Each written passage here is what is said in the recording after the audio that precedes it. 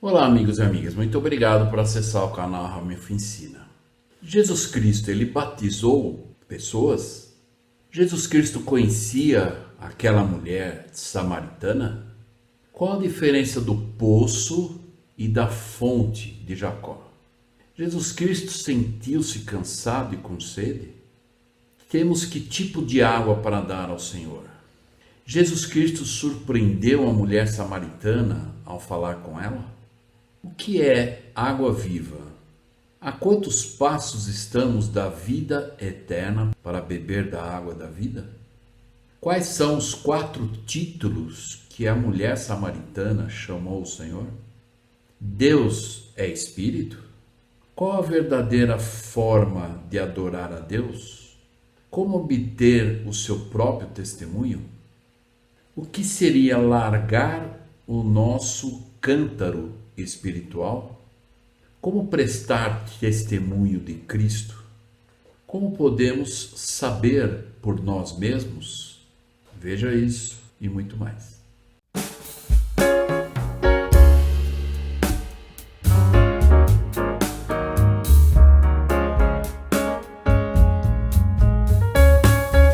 Olá, amigos e amigas, muito obrigado por acessar o canal Ramilf Ensina. Então, agora nessa segunda parte do estudo do Vem Segue-me, eu gostaria de convidá-los a abrir o capítulo de João, número 4. E nós vamos aprender e participar de uma experiência, de uma entrevista pessoal que o Senhor teve com uma mulher samaritana, conhecida a mulher no poço, né? Quando foi buscar água, encontrou com Cristo. Apenas lembrando aqueles que não se inscreveram no canal, por favor, se inscrevam no canal, ative o sininho, compartilhe com as pessoas, convide as pessoas a participar e assistir os vídeos também. E se vocês quiserem fazer perguntas e comentários, abaixo do vídeo tem um campo de perguntas e comentários. Fiquem à vontade para fazer as suas perguntas e comentários e eu leio todos e respondo também, ok? Eu gostaria de ver apenas um ponto aqui de um versículo do capítulo 4 e depois nós vamos entrar na história propriamente dita. Então eu gostaria que vocês pudessem acompanhar nas suas escrituras, porque eu fiz um estudo muito aprofundado dessa experiência da mulher samaritana com Cristo e nós podemos aprender muitos princípios importantes e até aplicar esses princípios nos dias de hoje. Então eu queria apenas lembrar sobre o batismo de Cristo, né? No capítulo 4, do versículo 1 a 3, né? Diz lá: e quando o Senhor entendeu que os fariseus tinham ouvido que Jesus fazia e batizava mais discípulos do que João Batista, ainda que Jesus mesmo não batizasse, mas os seus discípulos, deixou a Judéia e foi outra vez para a Galiléia. Então, se nós somos nesse versículo 2, né, diz que Jesus não batizou, né, e que só através, né, dos seus discípulos aconteceu isso. Então, nós precisamos entender a versão, se nós formos ver a tradução de Joseph Smith, na página número 56, nós vamos entender isso. Então, eu vou só usar aqui um comentário do Elder Bruce R. McConkie em relação a isso. E aqueles que quiserem se aprofundar mais, lê a tradução do profeta Joseph. Então, o Elder Bruce R. McConkie, ele diz: contradizendo os falsos ensinamentos e tradições, na verdade, sectários, Jesus realizou pessoalmente batismos na água, para que em todas as coisas pudesse ser um grande exemplo. Inquestionavelmente, ele também realizou todas as demais ordenanças essenciais à salvação e exaltação. Então, que fique claro que Cristo também batizou. E claro que se quem for ver a tradução de Joseph Smith lá, nós vamos ver que na verdade o Senhor também fez isso, mas ele permitiu que os homens que tinham autoridade exercessem a autoridade e batizassem. Então, agora a partir do versículo 4, então eu gostaria de convidá-los, nós vamos estudar versículo a versículo. Talvez alguns versículos nós vamos ver em 2 blocos de versículos, e eu gostaria de fazer algumas pausas em cada um desses blocos de versículos. Alguns aqui vocês vão notar que tem um versículo só, outros 2, pouquinhos, são 3 versículos, mas eu gostaria de analisar com vocês, espero que vocês possam também estar buscando revelação pessoal. Talvez o que eu vou falar aqui, talvez algumas coisas que eu não vou falar, vocês também vão entender, e o Espírito vai revelar para vocês. Mas eu, nesse momento, vou compartilhar o meu estudo, o que eu entendi, e até para ajudar, talvez algumas coisas vocês também já viram ou vão ver nesse momento, e talvez não, e eu espero que eu possa auxiliar, ajudar para ampliar a nossa visão. Então, iniciando aqui, João 4,4. Então, o versículo 4, ele começa dizendo: e era-lhe necessário passar por Samaria.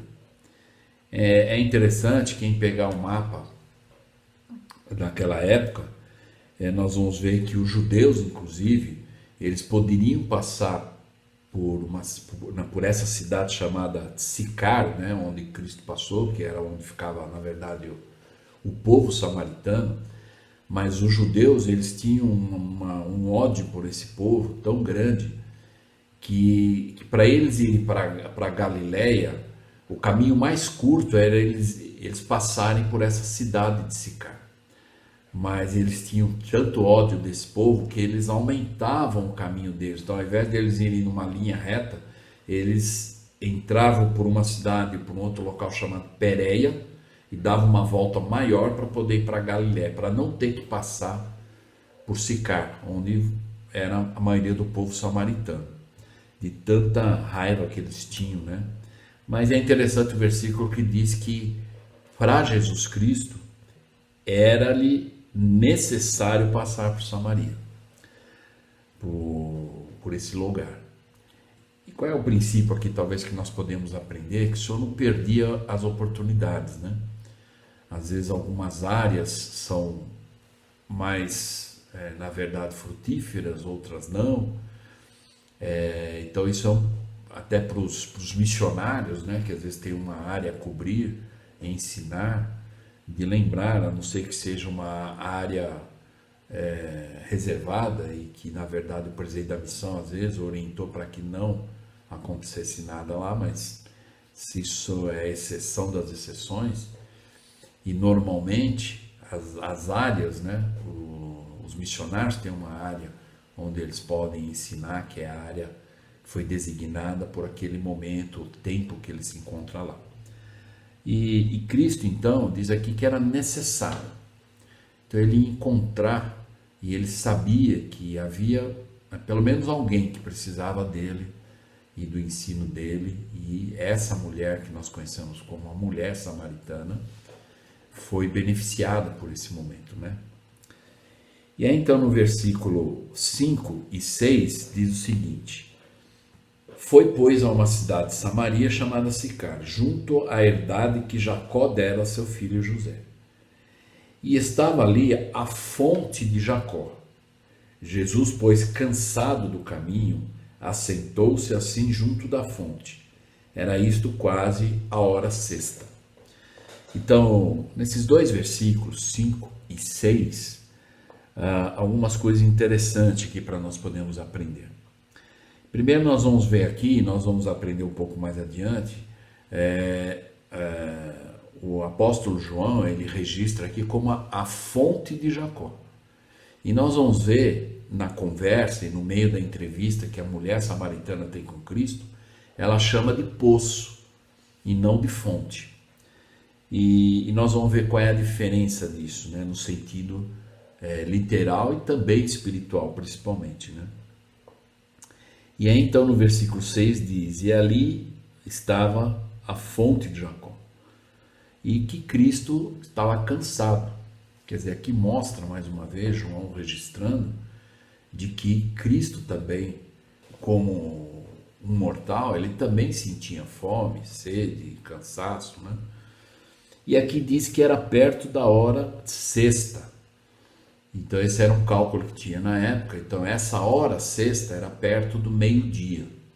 Então muito provavelmente o sol quente, eles andando, né, até eles chegarem nesse local. E aí Cristo então resolveu ficar lá no poço. E diz que enquanto ele estava lá, os discípulos foram comprar comida, né, em outro local distante. E aí o Senhor então estava lá, de uma certa forma, descansando, mas vamos lembrar lá no versículo 4 que era necessário ele passar por lá. Então talvez naquele momento ele falou, é aqui que eu tenho que esperar o meu aluno, ou a minha aluna, né? E aí então, vamos ver então no versículo 7 e 8. E aí diz, veio uma mulher de Samaria tirar água, e disse-lhe Jesus, dá-me de beber, porque os seus discípulos tinham ido à cidade comprar comida. Então ele estava sozinho lá, e a mulher foi tirar água, que era costume. Naquela época eram as mulheres que iam até aquele local para buscar água, né? Então elas levavam um cântaro, né? E tinha vários tipos de cântaro, tamanhos, né? E ela foi lá e ela percebeu, né, pela vestimenta, pelo jeito de Jesus Cristo, que ele era judeu. E aí Cristo, vendo a mulher lá tirar água, ele disse para ela, dá-me de beber. E é interessante aqui, eu gosto muito dessa frase, o dá-me de beber, o Senhor pedindo água para ela, né?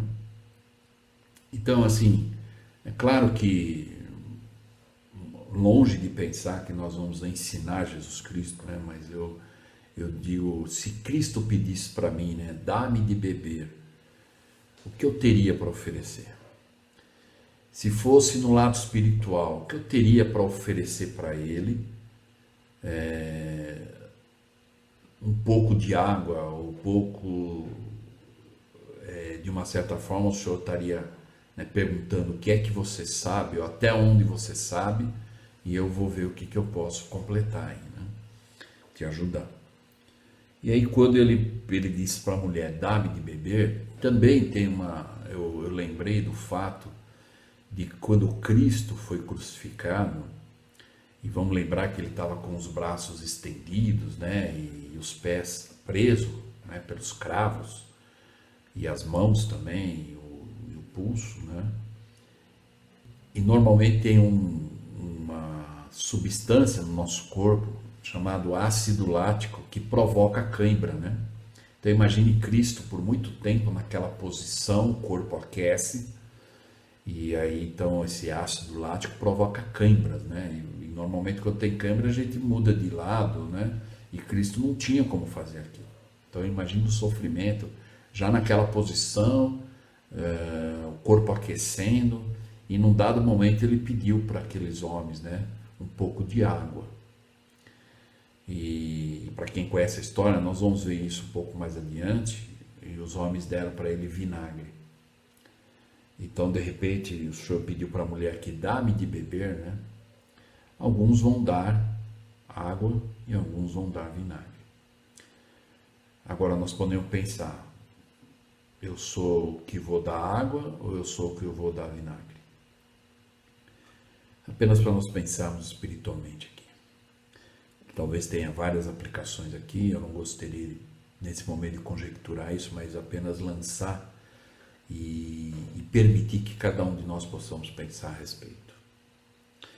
E aí então no versículo 9 e 10, nós vamos ver aqui o que aconteceu. Então lembra lá que no versículo número 7, o Senhor então ele falou com a mulher samaritana, né? E aí disse-lhe, pois, a mulher samaritana, como sendo tu judeu, me pedes de beber a mim, que sou mulher samaritana? E entre parênteses aqui nas escrituras, tá? Porque os judeus não se comunicam com os samaritanos. Então imagine, essa mulher já está tão acostumada com o desprezo dos judeus, que os judeus tinham um ódio, né, deles, assim, um ódio abominável. E era tão abominável esse ódio, se nós formos ver lá no capítulo 8 de João mesmo, versículo 48, um pouco mais à frente, nós vamos ver que os judeus, quando Cristo estava ensinando, olha só o que eles fizeram. João 8, versículo 48. E responderam, pois, os judeus e disseram-lhe: não dizemos nós bem que és samaritano e que tens demônio? Então eles estavam, de uma certa forma, como se ser samaritano fosse uma ofensa, né? E eles estavam ofendendo Jesus Cristo. E eles dizendo, nós não falamos que ele é samaritano e que tem demônio? De uma forma, na verdade, pejorativa. Então, só para nós podermos entender o ódio que eles tinham dos samaritanos. Que eles até, com a intenção de ofender Jesus Cristo, né? E disseram que ele também era samaritano. Então, isso, na mente da mulher, dessa mulher samaritana, ela já tinha aquilo como algo comum, né? Talvez quando ela viu ele lá, ela foi tirar água, talvez ela falou, eu vou tirar água aqui, ele não vai dar nenhuma palavra comigo, eu vou embora e acabou, porque é um costume, o judeu não se dá com o samaritano. Então para ela, ela se, na verdade, surpreendeu. E muito mais, né? Cristo surpreendeu ela nesse momento, né? Então às vezes é uma lição aqui, é uma aplicação, às vezes nós podemos surpreender as pessoas. Os jovens, por exemplo, podem surpreender seus pais. Às vezes fazendo coisas que seus pais talvez nunca pensaram que ele ia fazer. Talvez a mãe, por exemplo, chegar na cozinha e a filha ou o filho está lavando a louça. Eu acredito que a maioria das mães vão ficar surpresas. E agora, isso é uma aplicação boa, né? Que tal se nós pudéssemos, na verdade, surpreender? Talvez aqueles filhos e filhas que têm irmãos e irmãs, às vezes a irmã mais nova ou a irmã mais velha, oferecer para a sua irmã, olha, pode usar o meu vestido, olha, pode usar minha maquiagem. O irmão, antes de ir para a igreja, o irmão mais novo ou mais velho, engraxar o sapato do outro, é surpreender.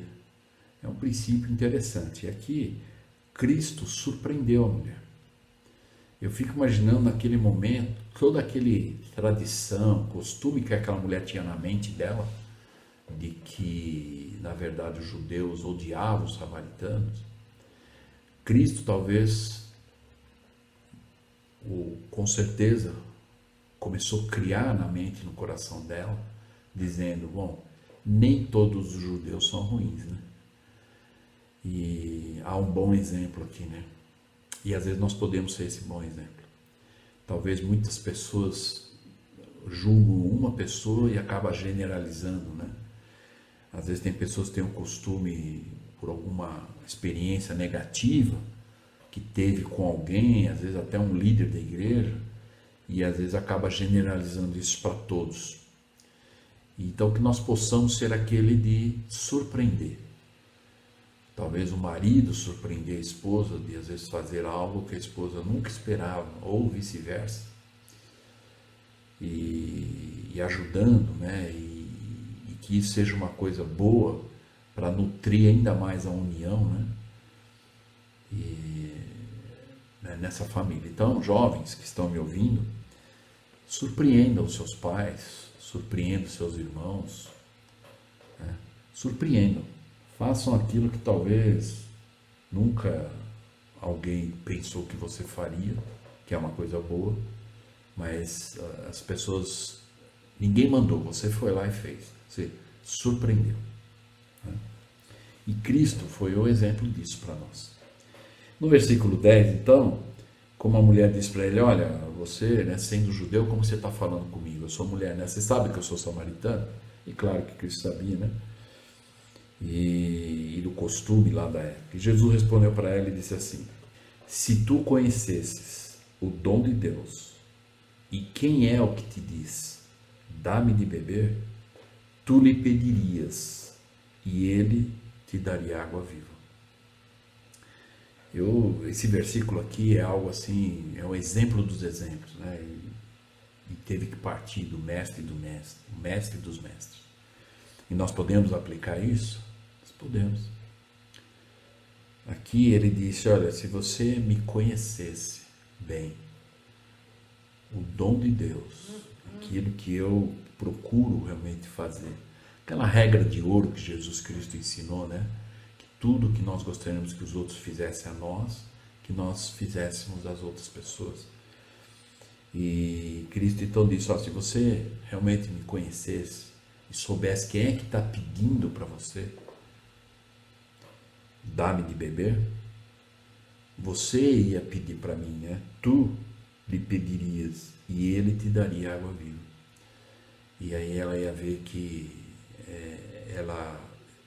ela iria ter que mais servir do que ser servida, né?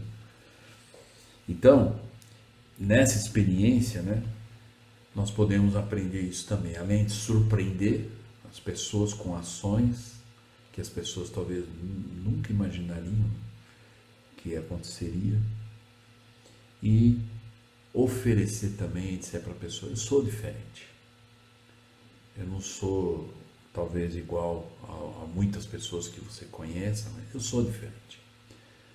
Então Cristo, quando disse para ela, se tu conhecesses o dom de Deus, e o dom de Deus é a vida eterna, é o Evangelho, mas isso, como nós aprendemos na primeira parte dessa aula, o presidente Nelson ensinou sobre o arrependimento, que arrependimento não é um evento que acontece da noite para o dia, é um processo. E conhecer o dom de Deus é um processo. Por isso que nós temos que estudar a Escritura diariamente, viver o Evangelho, fazer o melhor que pudermos nas nossas ações, nas nossas escolhas e nas nossas ações. Aí sim, nós, linha sobre linha, vamos obter esse conhecimento. E aí é que nós vamos pedir mais, né? Então essa é a vontade. Quanto mais alguém estuda Escritura, mais ele quer, não, agora eu quero entender, eu quero aprender melhor isso. Isso é o que o Senhor está dizendo aqui. Quando a pessoa começa a ganhar o gosto, né? Começa a conhecer o Cristo, o que Ele realmente oferece, que não é algo para essa vida, né? Lembra na primeira parte da aula que nós falamos da pergunta de Nicodemos, e que o Senhor mostrou para ele que a parte da carne é carne, a parte do espírito é espírito. Não é, as leis não são as mesmas para essas duas coisas. Então as coisas desse mundo é para esse mundo, na carne, e as coisas do espírito, que é a lei de Deus, a lei maior, celestial, é do espírito. Então é isso que nós temos que buscar, é ter esse espírito, é buscar realmente conhecer isso. Quanto mais a gente conhece, mais vontade. É a visão da árvore da vida, né? Conforme Lenin escreveu, é um fruto tão bom, saboroso, que você come e tem o desejo de comer e compartilhar e chamar os outros para comer desse fruto também. No versículo 11 e 12, então, nós vamos ver. E disse a mulher, né, quando ele disse se ela conhecesse, né? E a mulher disse para ele, Senhor, tu não tens com que atirar, e o poço é fundo. Vamos lembrar lá que nós vimos no versículo 6, João ele registrou como a fonte de Jacó. E a mulher está dizendo o poço de Jacó. E aí quando ele disse para ela, dá-me de beber, se você soubesse quem é, e ela viu que ele não tinha nada, não tinha uma canequinha, não tinha nada, né? Então ela falou para ele assim, ó, tu não tens com que atirar, e o poço é fundo, onde pois tem águas vivas? E aí porque ele disse que ele ofereceu água viva para ela, e ele falou, olha, mas você não tem nem como tirar essa água do poço, como é que você tem água viva? E aí então ela faz uma pergunta para ele, és tu maior do que o nosso pai Jacó, que nos deu o poço, e ele mesmo dele bebeu, os seus filhos, o seu gado? Eu gosto muito dessa parte aqui. É claro que ela fez uma pergunta, eu percebo que foi uma pergunta, assim como Nicodemos, foi uma pergunta genuína, né? Não foi uma pergunta para duvidar, para confrontar, ela ainda estava no seu nível de sabedoria, ela estava Ela estava tentando entender aquilo, né? Então ela perguntou para o Senhor: irmão, você falou que tem água viva, né? Você não tem nem como pegar, como você pode oferecer essa água viva? E você é maior do que o nosso pai Jacó, porque o Jacó, ela conhecia, ela era descendente, né? E aquele poço ou aquela fonte de Jacó, muitas pessoas se beneficiavam com aquilo, né? E aí quando ela disse isso, né? Vamos ver lá no versículo 12, ela disse lá, né? És tu maior, né? E lá no capítulo 8, então, ainda de João, no versículo 45, lembra que nós vimos lá no 48, foi quando os judeus tentaram ofender Cristo, dizendo que ele era samaritano também. No capítulo 8, no versículo 58, nós vamos ver o que o Senhor falou. Depois dos homens tentarem até ofendê-lo, né, dizendo que ele era samaritano. E aí no 57, 58 diz assim, do capítulo 8 de João. E disseram depois os judeus: ainda não tem 50 anos e viste Abraão? Porque ele tinha dito para eles que ele era antes de Abraão, né? E aí os judeus falaram: mas como é que você não tem nem 50 anos, é antes de Abraão, você viu Abraão, né? E, eles não tinham a visão, né? Ele era o Jeová de Abraão, né? E aí no 58 ele respondeu assim: em verdade vos digo que antes que Abraão existisse, eu sou. Por isso que cada vez mais esses judeus ficavam com raiva, né? Porque ele ensinava coisas que nunca ninguém ensinou. Ele falava coisas que nunca ninguém falava, né? E aquilo impressionava as pessoas e eles ficavam com mais raiva, porque eles não tinham a sensibilidade, né, para entender. E ele estava se revelando de uma certa forma, só que de uma forma para aqueles que desejavam de verdade saber quem é, né? Então aí quando a mulher perguntou: és tu maior do que o nosso pai Jacó, né? É maior do que Jacó, do que Abraão, do que... Então ele é antes de todos, né? E aí então Cristo estava nesse momento também se revelando a ela de uma maneira para ver até o nível que ela pudesse entender isso, né? E aí quando ela disse isso, no versículo 13 e 14, então quando ela disse para ele: és tu maior do que o nosso pai Jacó, né? E Jesus respondeu e disse: qualquer que beber dessa água tornará a ter sede. Então ele disse assim: qualquer um que beber desse poço de Jacó, porque, né, qual é a diferença do poço e da fonte que jorra a água, né? O poço, ele mantém uma cisterna, né? Ele mantém a água lá, a água às vezes fica parada lá. Embora você vai lá e se beneficia, né?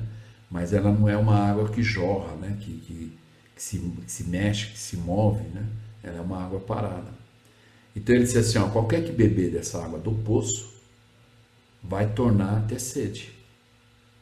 Aí no 14 ele disse assim: mas aquele que beber da água que eu lhe der, nunca terá sede. Porque a água que eu lhe der se fará nele uma fonte de água que salte para a vida eterna.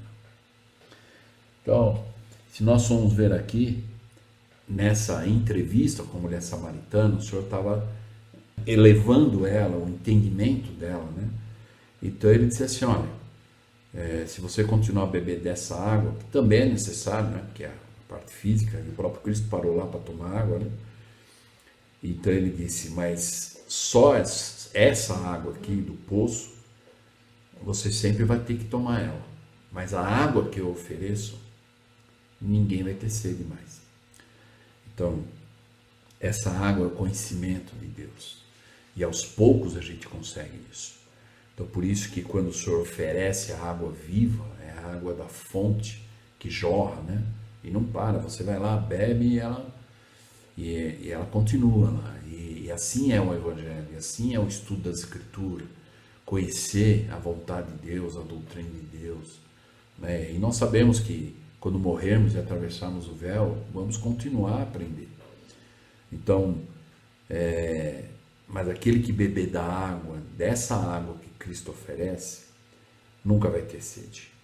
E aí aconteceu algo interessante aqui, no versículo 15, né? Aí a mulher, então quando ele falou isso, ó, se você aceitar a água que eu der, você nunca vai ter sede. Vamos lembrar que aqui, logo no início, a mulher chamou ele de judeu, né? Ela falou assim, ó, como que você está falando comigo sendo judeu? Vamos ver aqui que durante a entrevista, ela já mudou o comportamento com Cristo e até como ela tratou Cristo. Com respeito, mas com muito mais respeito agora. Então vamos ver lá no versículo 9, quando ela disse, como você está falando comigo sendo judeu? Já no versículo 11, ela já chamou ele de Senhor, né? Então, e agora no 15, mais uma vez ela falou, né? E disse ele à mulher, Senhor, dá-me dessa água, para que não mais tenha sede e não venha aqui tirá-la. Então olha que interessante que aqui nesse ponto a mulher parece que não entendeu a mensagem. Ela ainda não estava com aquele espírito sensível naquela entrevista. Porque quando o Senhor ofereceu água, o que ela pensou na hora? Falou, puxa, então eu não vou precisar mais pegar esse cântaro pesado, colocar água, vir aqui todo dia buscar água para poder levar, buscar, levar. Então eu não vou precisar mais fazer isso com essa água que o Senhor está me oferecendo. Por isso que ela disse, dá-me dessa água para que eu não mais tenha sede e não venha aqui tirá-la, né? Eu não preciso mais vir aqui. Né? E aí Cristo então percebeu que ela ainda não tinha entendido na verdade o sentido espiritual do que Cristo estava oferecendo para ela. E aí vamos notar que no versículo 16 a 18, né, o Senhor então de uma certa forma ele mudou um pouco a conversa, né? E o Senhor então falou para ela assim, vai e chama teu marido e vem aqui. E a mulher respondeu e disse, eu não tenho marido. E aí Jesus disse, disseste bem, não tenho marido. E aí Cristo disse para ela, porque tiveste 5 maridos, e o que agora tens não é teu marido. Isto disseste com verdade.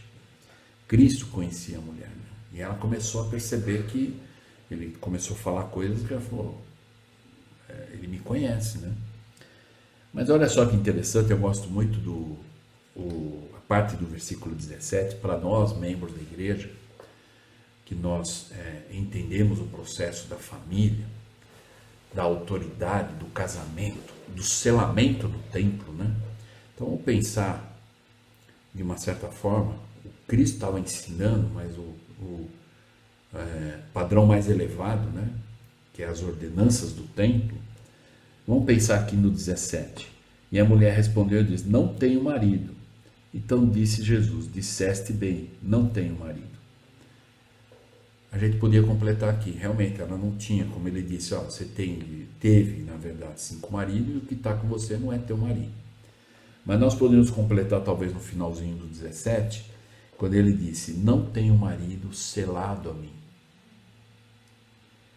Então, a importância do casamento no templo, né? Do selamento no templo.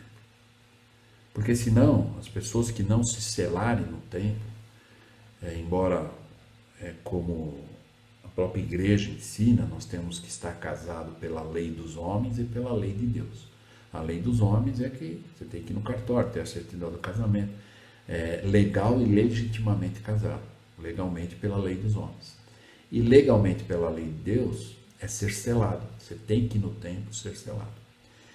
E mesmo uma pessoa que seja casada legalmente, aqui não dá para realmente saber se ela se casou todas essas vezes legalmente, legitimamente, na época, talvez não é o costume que é hoje, né? E era reconhecido o casamento, oficializado e tudo mais. Mas o que o Senhor talvez quis dizer para ela no sentido espiritual é isso, é verdade. Você não tem marido, porque você não é selado a ele. Porque você só é casada legitimamente e legalmente pela lei dos homens. E a morte vai separar isso. Porque a lei dos homens não tem o poder de selar essas coisas além do véu. Por isso que temos o templo, temos um selador com autoridade para tudo que ele selar aqui na terra vai ser selado lá nos céus ou além do véu. Então, que nós possamos entender a importância disso também, né? Enxergar isso, talvez aqui não está explícito falando isso, mas no meu entendimento eu consegui identificar isso. Talvez vocês estão identificando também algumas outras coisas, mas é isso que o Espírito faz com a gente, né? Mostra para nós a importância, a proclamação da família, a família cumprir as leis dos homens do país e as leis de Deus também, né? E aí então ele disse para ela que ela estava falando a verdade, né? E que aquela era a situação real.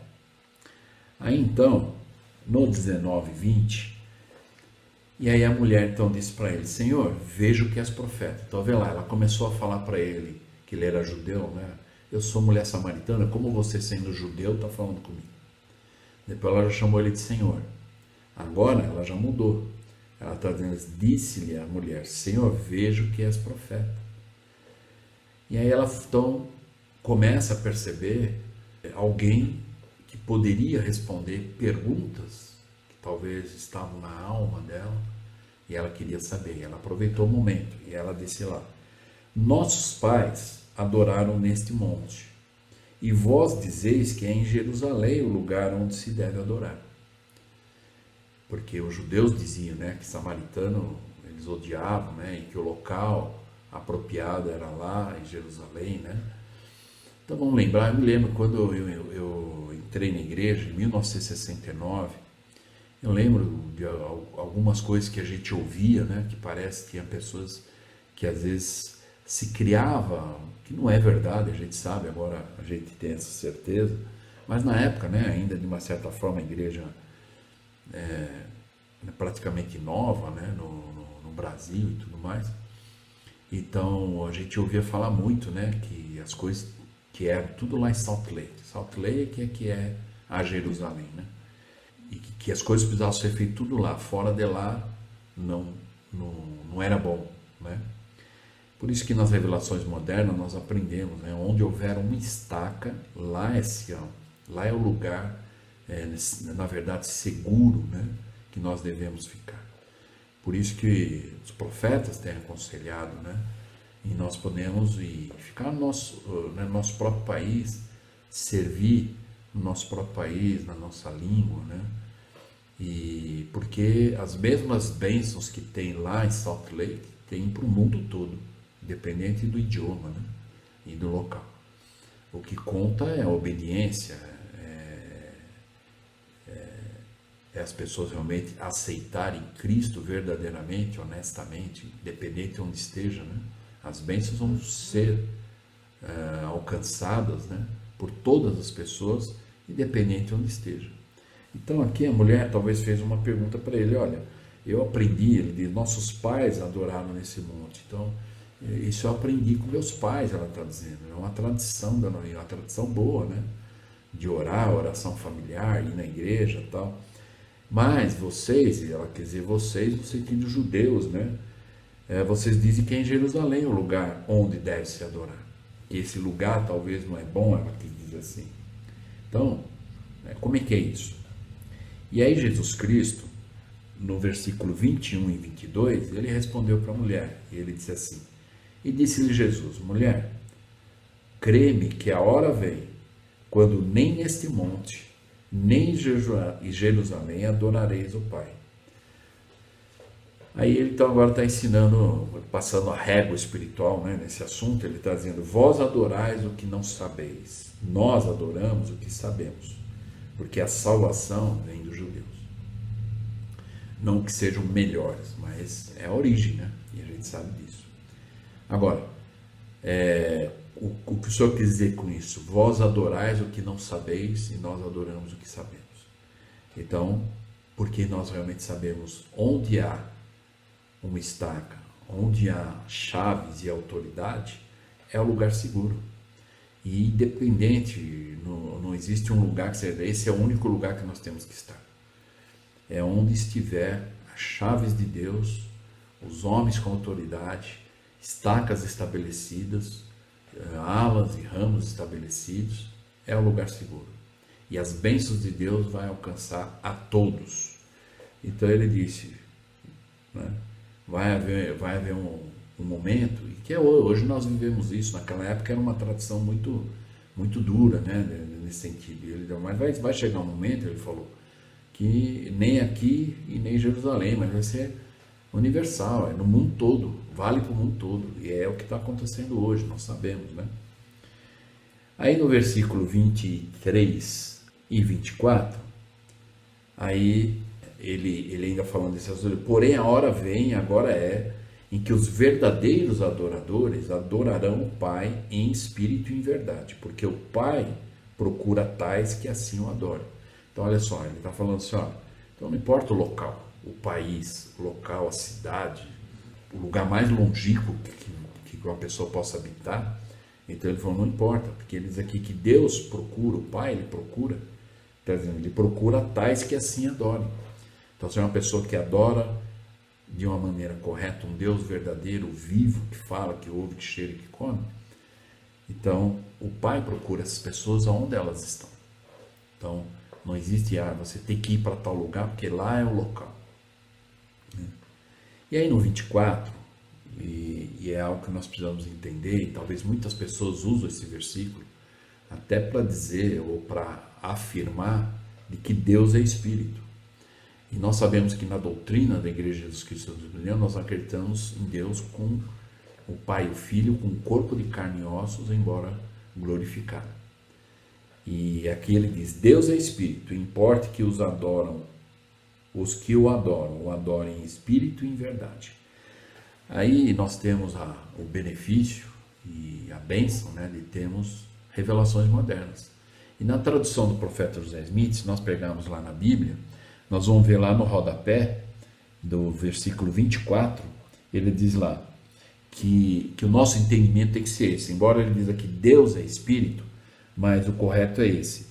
Pois a esses Deus prometeu o seu Espírito. E os que o adoram devem adorá-lo em espírito e em verdade. Então ele está falando do Espírito Santo. Então ele está dizendo que Deus prometeu, e nós vamos lembrar que o Cristo, quando ele morreu, ressuscitou, e ele partiu, agora estamos esperando a segunda vinda, ele disse que deixaria outro Consolador, que é o Espírito Santo, né? Então, Deus, e não deixa de ser verdade, Deus também é Espírito, só que ele também tem um corpo de, assim como nós temos um corpo de carne e ossos, e temos um Espírito dentro desse corpo, assim é Deus, só que o corpo de Deus é um corpo glorificado, né? Ok? No versículo então 25 e 26, a mulher disse então, eu sei que o Messias, que era o que ela aprendeu com os pais, né? E ela ouviu, que se chama o Cristo, vem. E quando ele vier, nos anunciará todas as coisas. E aí Jesus Cristo foi um momento que eu acho que para essa mulher foi assim, imagine, o próprio Cristo prestando um testemunho ao vivo para ela, dizendo, eu o sou, eu que falo contigo. Lembra que nós estudamos lá sobre o verbo, né? Quando o Senhor diz, quando Moisés perguntou, quem que eu vou apresentar lá, se eles perguntarem quem é o Deus e tal, que me mandou lá, né? Então, e aí o Senhor diz para ele, você vai dizer assim, eu sou, me enviou a vós. E o Senhor então mais uma vez isso aqui, eu sou, eu que falo contigo. E essa mulher muito provavelmente conhecia o eu sou, né? Que é Jeová. E Cristo prestando, imagina, Cristo prestando testemunho, acho que o corpo da mulher toda deve ter tremido e iluminado de uma forma que foi um testemunho pessoal de Cristo para ela, né? E aí por causa disso, olha só o resultado, né? Nós vamos ver lá no 27. E nisso vieram os seus discípulos, quando ele falou isso. E os discípulos ficaram maravilhados, né, de que ele falasse com uma mulher. Todavia, nenhum deles, né, lhe disse, que perguntas, ou por que você está falando com ela? Então nenhum perguntou para Jesus Cristo, porque ele estava conversando com a mulher. E aí olha o 28. Então Cristo disse para ela, eu sou que fala contigo agora. Ele falou, eu sou esse Messias, que você sabe há muito tempo, e que é verdade. Eu cheguei, né? Mais ou menos ele está dizendo isso. E aí diz aqui no 28, Deixou, pois, a mulher o seu cântaro. Então, olha só, o cântaro dela não era mais importante. Talvez o cântaro, no princípio, era uma das ferramentas mais importantes para ela, né? Que era onde ela buscava água e levava água para a família. E naquele momento, para ela, não era a coisa mais importante. Então, como que nós podemos deixar o nosso cântaro espiritual, às vezes, né? Os nossos cântaros do mundo, né? Para podermos ir para o lado espiritual. E a mulher deixou o cântaro e foi à cidade e disse àqueles homens. Então ela correu na cidade para anunciar para os homens, porque ela foi tomada de um espírito tão forte, né? Que ela falou, tem que falar para os outros também. Eu tenho que compartilhar isso, né? Então isso, mais uma vez, nos remete à importância de prestarmos testemunho, né? No 29, então, ela chegou lá para os homens e disse, vinde, vede, um homem que me disse tudo quanto tenho feito, porventura não é este o Cristo? E ela prestou testemunho, então. Então, olha só, ela começou a chamar ele de judeu, Senhor, profeta, Messias e agora o Cristo. E saíram, pois, da cidade e foram ter com ele. E aí os homens, era uma mulher muito provavelmente de confiança, né? E o que ela falou, aquelas pessoas, puxa, mas é ela que está falando, então vamos lá. E aí eles foram até aonde Cristo se encontrava. E do 39 ao 41 diz, e muitos samaritanos daquela cidade creram nele, pela palavra da mulher. Então, só pelo que ela falou, prestou testemunho, eles acreditaram. Que testificou dizendo, em relação a Cristo, ela falou, disse-me tudo quanto tenho feito. E indo, pois, ter com ele, os samaritanos rogaram-lhe que ficasse com eles, e ficou ali 2 dias. Então, imagine no início da experiência, aquela mulher, aquela tradição, né, samaritanos, judeus odiavam e tudo, mas olha só agora, uma mudança de espírito com a presença de Cristo, com a doutrina sendo ensinada, e que eles pediram para Cristo ficar, e eles viram que Cristo era judeu, mas eles rogaram, eles não só pediram, muito mais do que isso, eles rogaram-lhe que ficasse com eles, e ele ficou lá mais 2 dias. E no 42, e muitos mais creram nele, por causa da sua palavra. Eles acreditaram no testemunho da mulher e foram lá e comprovaram, e agora, ouvindo Cristo ensinar, agora eles sabiam por eles mesmos, né? No 42, 43, e diziam à mulher, e agora vem essa chave para nós podermos encerrar, que eu gostaria de falar a respeito da importância de prestarmos um testemunho. Inclusive eu gostaria de convidar aqueles que ainda não assistiram, ou os que já assistiram e quiserem, alguns vídeos anteriores intitulado Eu Tenho um Testemunho Sim. E nesse vídeo eu explico um pouco, até da parte de líder, né?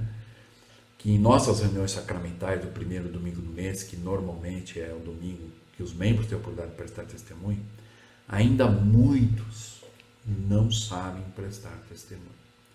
Contam histórias, leem escrituras, contam as muitas bênçãos durante a semana e muitos poucos falam de Cristo, prestam testemunho de Cristo.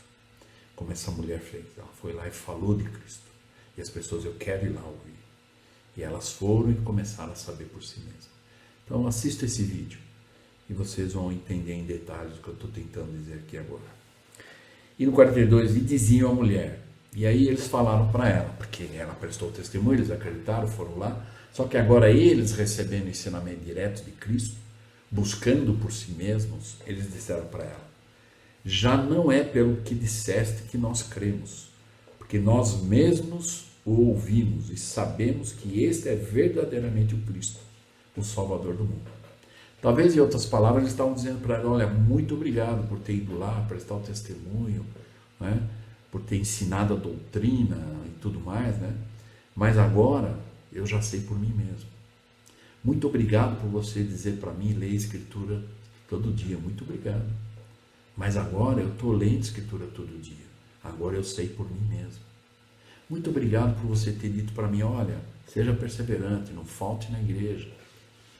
Não é? E agora eu estou convertido, e agora eu sei por mim mesmo. E eu vou fazer isso com os outros que você fez comigo. Então, com certeza eles foram muito gratos a essa mulher samaritana. Mas agora eles estavam dizendo para ela, olha, não é mais pelo seu testemunho, agora eu já tenho o meu. E isso é o que deve acontecer, crescer. Isso é estabelecer a igreja, diferente de crescer. Crescer é números, o que deve ser a consequência natural de quando se estabelece a igreja. Estabelecer a igreja é isso aqui. Esse é o exemplo maior de estabelecer uma ala, estabelecer um ramo, uma estaca. É isso aqui. Pessoas prestarem, as pessoas, né, conforme a Doutrina e Convênios diz, que os mais fortes devem fortalecer os mais fracos. Então vai lá, presta testemunho, anima, não, vem cá, não falta, vai. E vai ter um momento que essa pessoa vai ser grata a você, mas ela vai dizer, olha, já não é mais pelo que você me ensinou, pelo que você disse, porque agora eu já estudo Escritura todo dia, eu estou ouvindo a palavra e eu sei por mim mesmo que essa igreja é verdadeira, que esses princípios são essenciais e importantes para eu voltar para esse Deus. Que maravilha se isso acontecer. É isso que nós esperamos. Uma ala estabelecida nesse molde, nesse padrão, qualquer pessoa que for nessa ala, a princípio ele vai ser ajudado. Ele vai aquecer o seu testemunho. Mas vai ter um momento que ele vai dizer, agora eu já sei por mim mesmo. E no 42, então, depois que Cristo viu que a missão dele estava cumprida com eles, aí dizia, 2 dias depois partiu dali e foi para Galiléia. Eu gostaria de encerrar prestando meu testemunho. Espero poder ter ajudado nesse capítulo 4 de João. Quantas coisas nós pudemos aprender aqui com a experiência da mulher samaritana. Que nós possamos beber da fonte de água viva. Essa água que Deus nos oferece. E como é que é isso? A primeira coisa mais simples, estudar as Escrituras diariamente. Vem e segue. Não faltar, não procurar razões para faltar na igreja. Renovar os convênios através do sacramento todos os domingos. Mesmo que não estejamos na nossa ala de origem, que às vezes vamos para uma outra ala ou estamos em viagem, mas sempre buscar um local para podermos estar numa reunião e renovar os convênios. São coisas simples. Na primeira parte da aula nós falamos da serpente que foi erguida na haste. É isso que nós temos que fazer. E eu espero que eu possa ter ajudado e que esta fonte possa jorrar, porque como o Senhor diz que aquele que beber dessa água que Ele oferece, Ele falou lá, que salte para a vida eterna. Então, nós estamos nesse processo, né? Mas que nós possamos, na verdade, não só caminhar pouco a pouco, mas saltar. Aquele que paga o preço vai saltar. Aquele que não paga ainda está caminhando, né? Caminhando. E se nós pagarmos o preço para sabermos por nós mesmos, nós vamos saltar. É isso que o Senhor está nos convidando a fazer. Espero que eu possa ter ajudado e até a próxima aula. Muito obrigado.